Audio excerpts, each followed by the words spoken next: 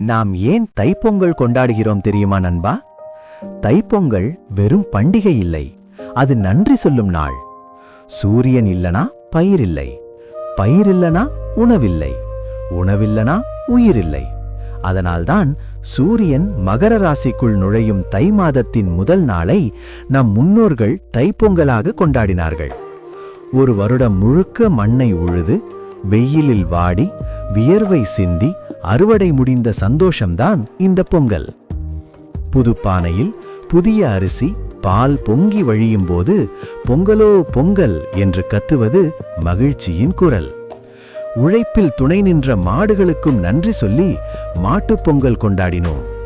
இதுல மதமில்லை, ஆடம்பரமில்லை, இருக்கிறது நன்றி, இருக்கிறது மனிதநேயம். அதனால்தான் தை பிறந்தால் வழி பிறக்கும் என்று சொன்னார்கள். இதுதான் தைப்பொங்கல். இந்த மாதிரி வீடியோ பார்க்கணும்னா மறக்காம நம்ம சேனலை சப்ஸ்கிரைப் பண்ணுங்க நண்பா.